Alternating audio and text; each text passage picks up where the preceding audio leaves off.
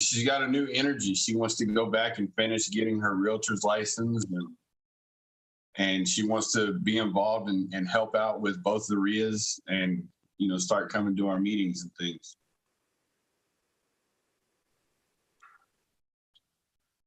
So yeah, we will kick off in just a moment. We'll allow couple of moments for some people to get their notifications and jump on, and we will kick off here momentarily. Are we going to start with questions from folks, I assume? No, I'll cue that up a couple of times throughout the show and everything, and then how we'll get those to us. Okay.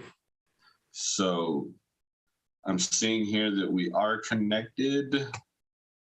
Like I said, I do want to give 1 or 2 more moments, let people get on, and then we will get started.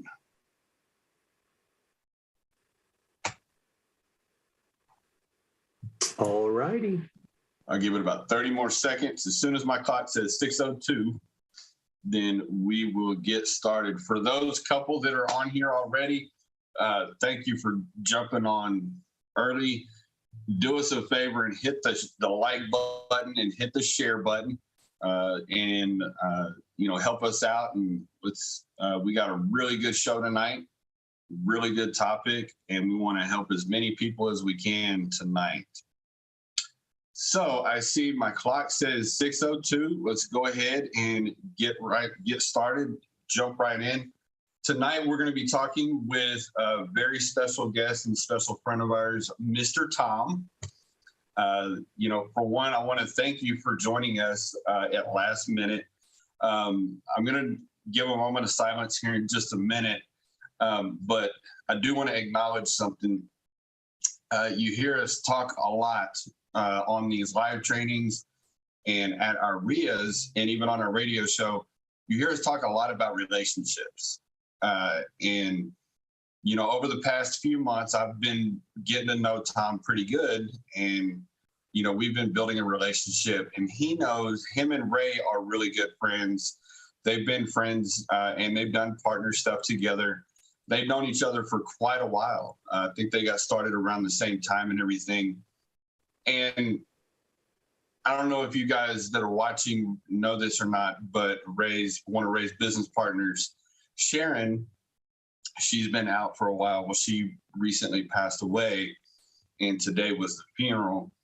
And at the last moment, I called Tom and was like, "Hey, are you able to fill in?" And because of our relationship, he's like, "Absolutely," And so, first of all, thank you, Tom, for joining us tonight. Absolutely, James. Second of all, I want to pause for a few seconds and just have a moment of silence really quick for Sharon, because as we remember her, because she's always going to be in our heart. She was a very special person.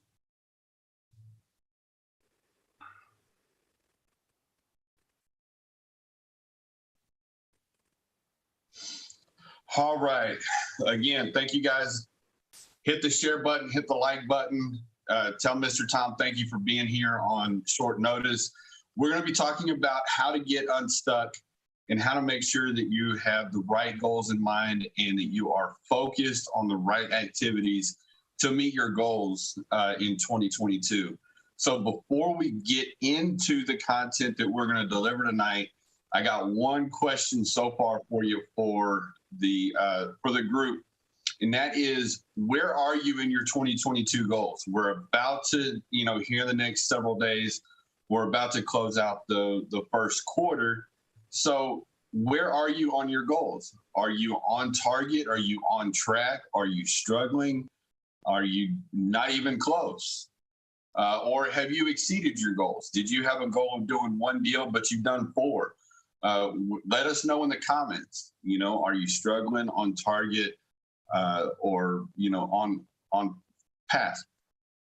So that's what we're going to be talking tonight. If you are stuck, get a pen, get a paper, Mr. Tom's been in the business for a while, and he's been through, cycles and roller coasters and everything. So he was a great person to be on the show tonight.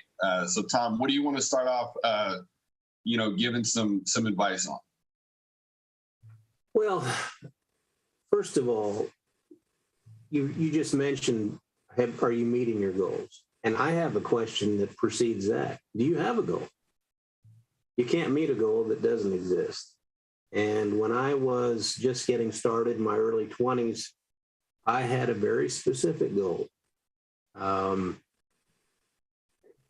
was meeting with mentors regularly, and my goal at that time, and I was probably 23, 24 years old, had purchased one house, made a horrible deal on it. We're talking early 80s. But my goal on my second house, and once I decided to really dive into this business, was to have $1 million in real estate. I wasn't more specific than that. And that, I think, was a big mistake, because what's $1 million in real estate if you owe $2 million on it? $1 million in real estate and $10,000 a month positive cash flow. And I gave myself 10 years to do that. I don't remember how long it took, but that goal was reached. And I can assure you it's hard to go broke with $10,000 a month positive cash flow, even with gas prices at $5 a gallon. So if I had anything to advise anybody, is you need to find goals, to define your goals.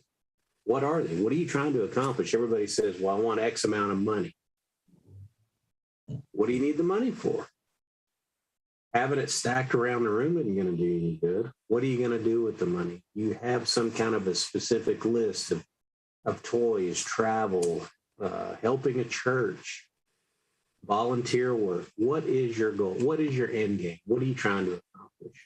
And that gives you the basis for what kind of a goal you're going to develop, how much income that goal will derive, and what are you going to do with it? And if you don't have that, it's kind of like having a roadmap with no destination. I don't know where I'm going. So you need to know where you're going, and then you can refer to the map for specifics on how to get there. So you want to start with where you want to go to, where you want to end up at. Well, exactly. I think most of us have seen the movie The Bucket List. And the bucket list, a little bit into the story, starts with, well, what do you want to do before you leave this earth? And one guy was wealthy and one guy was not destitute, but he certainly wasn't wealthy. And they started making a list of things they wanted to do before they passed away. And that stuff costs money. Even if you just want to play golf 3 days a week, that costs money. And it's going to require a certain income to support that habit. So you need to know what you want to do and what is it going to cost and what kind of real estate, how much, whether it be rental properties, whether it be buying financing, buying paper, whatever you're going to do, what is it going to take to get you where you want to go? So if we set our goals, we have our destination in mind. Okay. And we set, that's the big goal. That's where we want to be. Then we're able to back up. Okay. In 30 years, I want to be, I want to have a certain number of rental properties or whatever my goal is. So then I need to back up and say, okay, if I want to be there in 30 years, okay, well then in 15 years, I need to be at a certain place. And then in 10 years, I need to be in a certain place, and so on until you get back and you have quarterly goals. What do you do and what have you done along the way where if you set a goal and let's say that you missed that goal, what have you done to regroup and get back on track to help you get to where you're back on track to meeting that goal that you're having? Well, I think you have to first identify what's preventing you from reaching your goal. And that's what you got to work on. If there's 5 things to do or 10 things you have to do in a day, I think is one of Anthony Robbins' teaching methods. If there's 10 things you got to do in a day, you work on number 1 until you can't work on it anymore. And then you go to number 2 on the list and so on down to the bottom.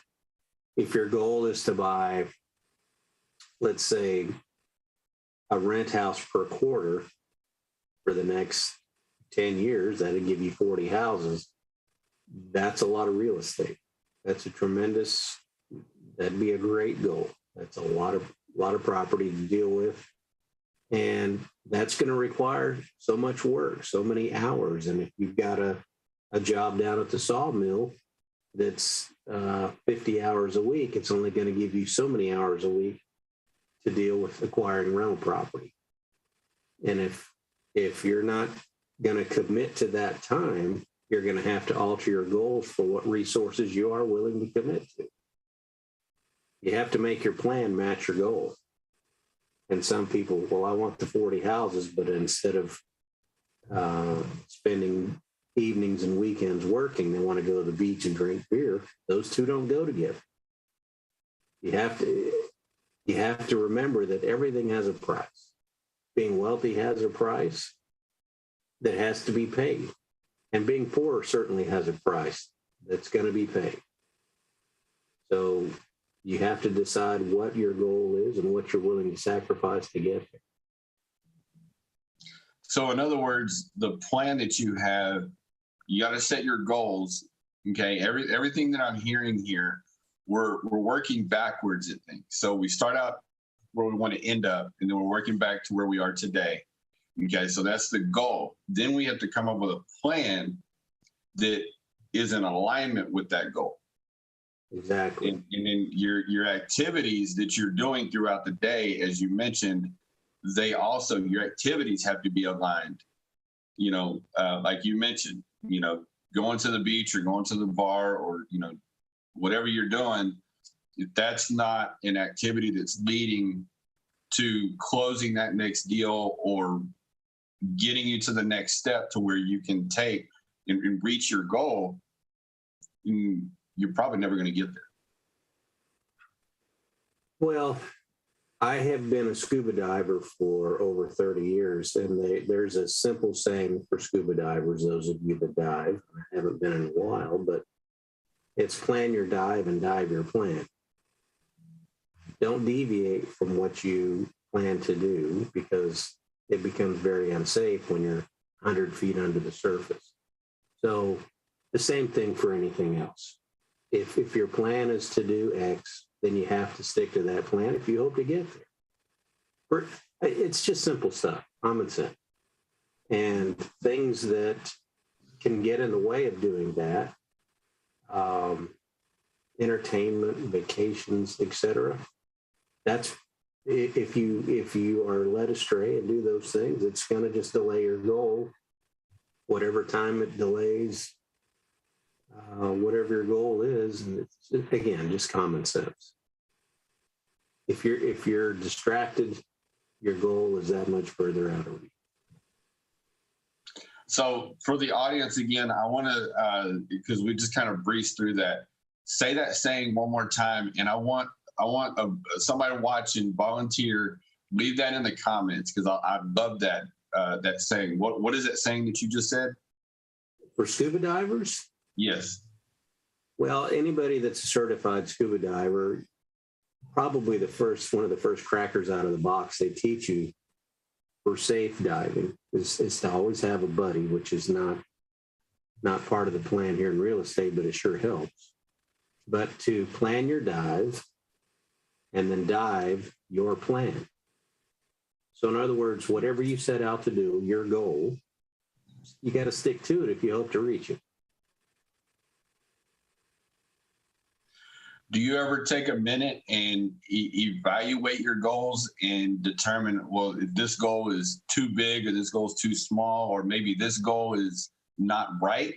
Maybe, you had a 5-year goal, that you set 5 years ago, but 2 years into your plan, you're like, maybe that 5-year goal maybe I want to adjust it a little bit. Have you ever done that? My whole career has been goal reassessment.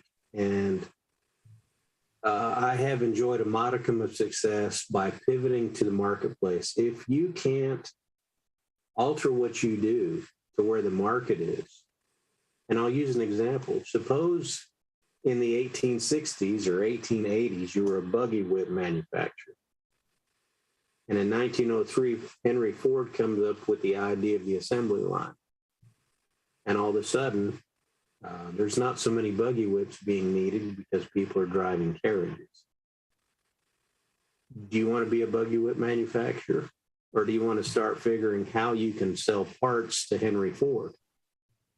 And that's the kind of flexibility and alterations and changing of plans you have to be prepared to do in order to stay viable. This big move in the marketplace over the past, 3, 5, 7 years. I don't know how long Airbnb has been around, but I totally missed that boat. But again, I was fortunate enough to have a fleet of rent houses and a paper portfolio that's okay. But for those that are successful with Airbnb and understand it, it's my understanding they're doing quite well. But again, you have to have the flexibility to pivot to where the market is going and be able to recognize those trends. And meetings like this, I think, are instrumental in people that are specialists in those areas to enlighten you and say, hey, well, I see the marketplace go in this direction because of X, Y, or Z. You got to be prepared to do that, alter your goals. Again, if we're all after wealth and economic freedom, that's what it's all about anyway, to earn the resources to go do what you want to do. Yeah, in fact, you were just telling me before we jumped onto this call, you were telling me a little bit about the trip you just had, and taking that tour and doing all those different things. And I'm like, we got to be on the Mr. Tom plan. Well, rather than keep the viewing audience in the dark about that, we just came back from a month of RV tripping. We went to Salt Lake City for a week to go snow skiing, and then after that spent 3.5 weeks touring the state of Nevada, four-wheel driving, and just touring the country, looking at national parks and monuments, and just got back yesterday. And without the proper plan, that would have never happened for me. But it took a lifetime. It's the old, it was an overnight success and it took 25 years. That stuff doesn't just happen. Yeah. Either you're born with wealth or you're going to have to plan and earn it. Well, your good buddy, Ray, he came up with an acronym that that's one of his favorite things to do is come up with acronyms. So we have lots of them. But one of our favorite ones that we like to put out there is calm. And it's not spelled the traditional way. It's spelled with a K. And each one of those, if you picture a table with 4 legs and the top of the table being success, then each one of the letters, KALM, it stands for knowledge, attitude, leads, and money. And when Ray came up with this a few months ago, he's like, when we look back and we look at all the successful people, whether it's, Mr. Tom, the other Mr. Tom that was at our RIA, Peter Fortunato, Jack Miller, Jimmy Napier, all these guys, when he looks back, that's how they operated, was the legs to their success, was knowing, educating themselves, and everything they did revolved around, without them knowing it, everything revolved around calm, having the right knowledge and continuing to grow their knowledge, having the right attitude to go out there and get the results and to make sacrifices. There might be a wonderful movie on, tonight or coming out, or there might be, some crazy game going on or something. But you know what? I'm not going to participate in that. I'm gonna dive into some videos or some training, or I'm gonna go out and I'm gonna look at a couple of houses or evaluate a couple of houses. You got to make those sacrifices. And then I have to be doing activities to generate leads, because without leads, can't make any deals. And then the money part of it. You gotta, while you're looking for leads, you also need to be looking for money, or be learning about how money works. I was just talking to somebody earlier today, and very intelligent person, and they're just getting started. And one of the things that I recommended to them was they need to be doing lead generation activities, but then also money generation activities as well. Talk to private lenders, talk to hard money lenders, talk to long-term lenders, so that when that deal does show up, you know what, you've already got your financing lined up. Yeah, we talked about that 2 months ago at the Houston area Rio. Mm-hmm. The question was asked, if you went to a strange town, how could you generate so much income in such a period of time? What would you do first? And the first one of the other speakers said it. I forgot the fellow's name. I wish I could remember to give him attribution. You have to, if you don't have resources, you have to find resources. Who has the money to do what you need done, and how much you're willing to give up to get it done? And that cannot be lessened or overlooked. That's crucially important when you're trying to make deals. You got to have a source of resource, whether it's your money or somebody else. And a lot of this is very simplistic and it seems elemental, but some of the best productive people stick with the basics, and it works real well for them. Well, another scenario that we always like to throw out there is, professional athletes.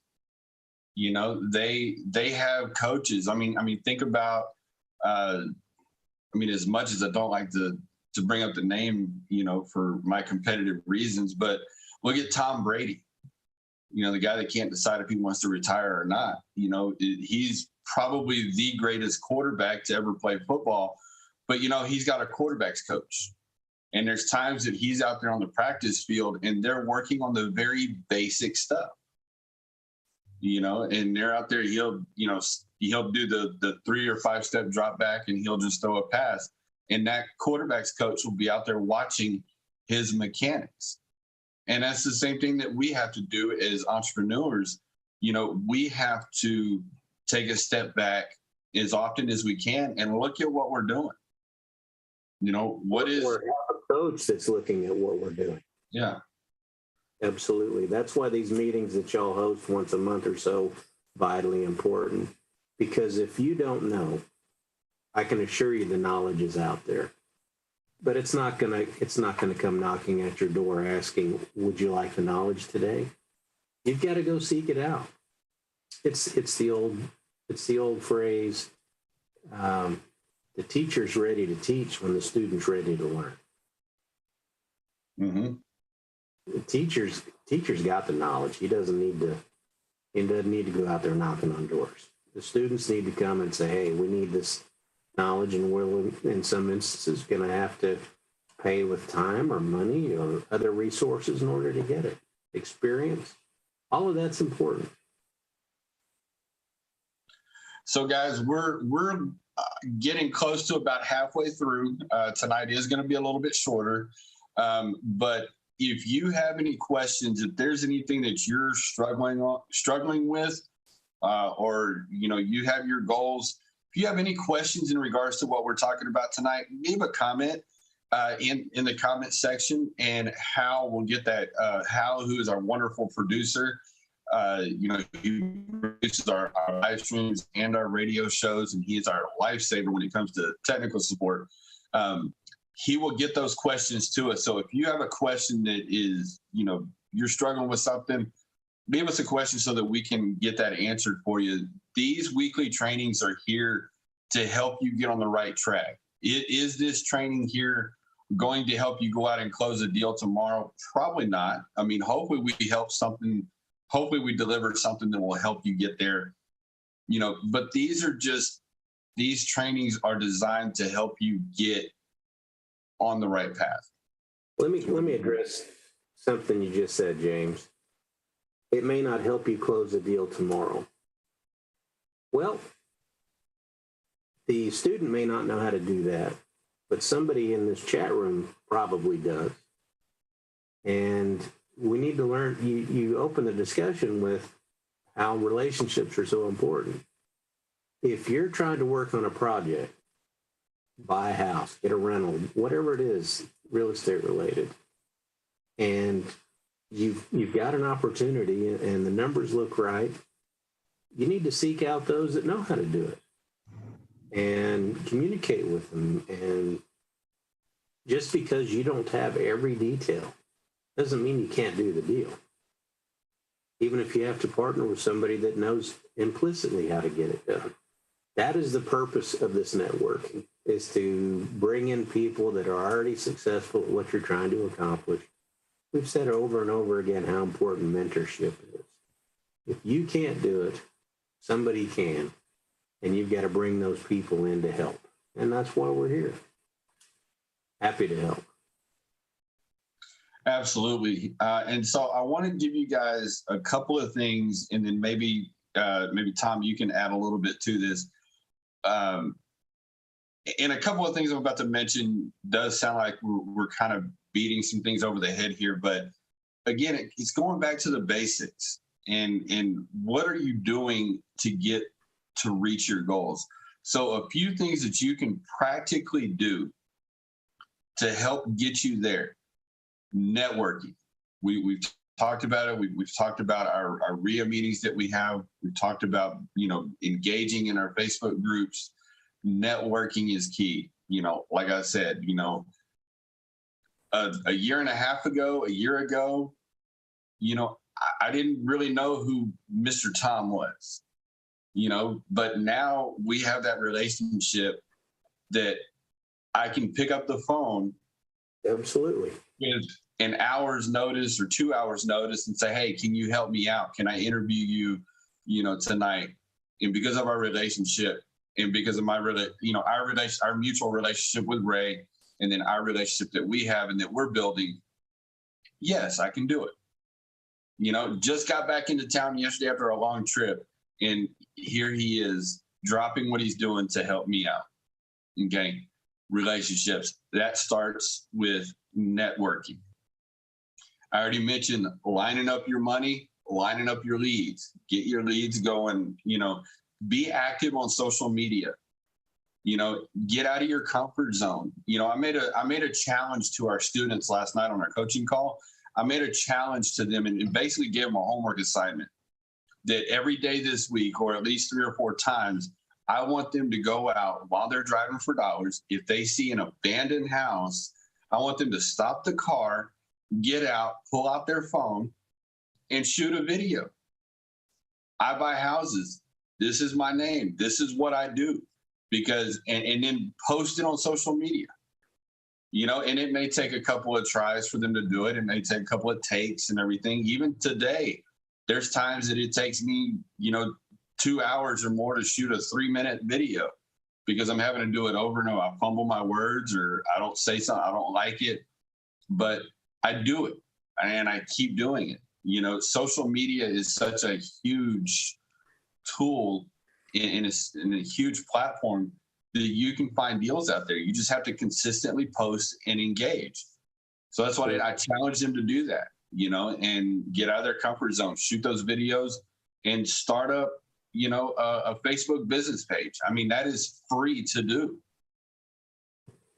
James, let me say this. You were talking earlier about goals and setting goals too high, too low, whatever. It was told to me, it might have been by Jimmy Napier, I forget, one of my mentors. I'd much rather have a goal that seems way high and So I only make 63% of it. 63% of a phenomenal goal is, in my book, great success. Is if you set your goal at 50% and reach 80% of it versus 100% and reach 75% of that, you're better off with the latter. So set your goals high. I don't want to say astronomical, but set them high. Whatever you think you can do, make it 50% more. And you only reach 72%, great. You've done good. Because success breeds success, activity breeds activity. And I just think that I think that you have to take these things one step at a time. Somebody just posted baby steps, one at a time. You don't start out as an Olympic athlete runner. You have to crawl and take your first step and so on. Sounds cliche, but it's still true. Mm-hmm. So, Hal, do we have any questions come through yet? Again, take advantage of the stuff that's free. Facebook, YouTube, social media, Instagram. Find out what other people, you heard us mention we have the Greater Houston RIA, we have the Alamo RIA. Well, in addition to that, we are, in what we call a RIA mastermind group, where we meet with, I think it's 14 other RIA leaders around the country. We have monthly meetings where we meet virtually, and then we have quarterly meetings where we meet in person. And we get together and we figure out what everybody else is doing that's working. We share our ideas, what's working, what's not working. Also, we have a lot of the same speakers that will speak at our RIAs. Well, they'll also speak at the other RIAs as well. Well, one of the things that we do when we have speakers and another one of our RIAs, our friendly RIAs, they've had the same speaker. We go to their website and we see what their description of that event was, and we use it for ours. And they do the same thing with us. If we have a speaker that, spoke at our RIA, a week ago, and they're going to go to their RIA in a couple of months, and they see that, they're going to go to our website and take what we had. And there's nothing wrong with that. And it's not necessarily stealing or copying, but if something is working, see what somebody else is doing that's working and use it. Put your brand, put your twist on it, but use it. Because if it's working, it's working. I'll say this about that. There are very few new ideas. Very few new ideas. And I didn't, quote unquote, steal other people's material, but I sure used a lot of it and give proper attribution where I can. But as you just said, either an idea works and it's good or it isn't. So you're not going to reinvent the wheel. You don't need to. But you do need to use the wheel. So anyway. All right. So, Tom, we have a great question coming in, and I think we're going to wrap up after this. But it says here, if a person is hesitant, should they find a deal first and then look for a partner, or find someone willing to partner first, then find a deal? Well, I can assure you, if the deal's good enough, partners will come out of the woodwork. But it's good to know that you have an exit strategy. So if I like the idea of having somebody to call, 2 or 3 people to call in the event that you find something or that you're trying to overcome a hurdle. But if a good deal falls in your lap, if you have a next door neighbor that's got some kind of situation in their life that you can buy a house for 43 cents on the dollar, but you don't have the 43 cents, you need to call some people that can get that done for you. And the main thing is to do something. I think I said at a previous meeting, I spent the first 2 or 3 years of my career as a librarian. In other words, a person that gathers knowledge and then just stores it. I didn't do anything with it. And I realized that is something I'm sure I'm not the only one that had that issue. So you need to be in a position, if a good transaction comes your way, that you can execute. And if you don't have the resources, you need to find people that can. I don't know which is more important, but I both maybe are equally important, but you need to have people you can call. Most definitely. So I want to go back to a question that I asked earlier. Where are you at on your goals? Are you meeting your goals? Are you struggling? Are you on your way to your goals? Leave that in the comment. If there's something that you're struggling with and you want to talk to somebody on our team about how we can help you get through your rough patch and get you on track to meeting your goals, leave a comment, and then one of our team members will reach out to you. We'll send you a calendar link where you can schedule a free one-on-one call, no obligation, just to, chit chat a little bit, find out where you are, and give you some pointers in the right direction. So again, if you're struggling or you want that extra guidance, leave that in the comments, and we'll get that out to you. We'll reach out to you and get you on your way. But from my perspective on the partner question we were just talking about, I want to piggyback a little bit on what Tom said. Get in touch with people, start building those relationships so that you can have people to call upon in the case that you do find that good deal, or to help you know that you have a good deal. It's always best to have somebody. Now, what I don't want you to do is go out and find a bunch of buyers and build your buyers list first. No, don't do that. You go out and find people that you can pick up the phone and say, hey, is this a deal? What does this look like? This is where we're at. What are your thoughts? Somebody with experience, somebody that's done deals before, and they can give you, they don't necessarily have to be a coach, or they don't necessarily have to be a mentor or a partner, just somebody that's knowledgeable and has experience and that is trustworthy, that you can confide in them on your deals or potential deals, and they can give you some good pointers in the right direction. That's what I would look for. Okay. Let me see. Somebody posted. I'm going to check the chat. Your network will be both your safety net and your ladder for reaching success. So yeah. Your network is your safety net, and they can help you get to where you want to go. If anybody wants to reach Tom or talk to Tom, he's at our meetings from time to time, on our RIA meetings from time to time on Saturdays.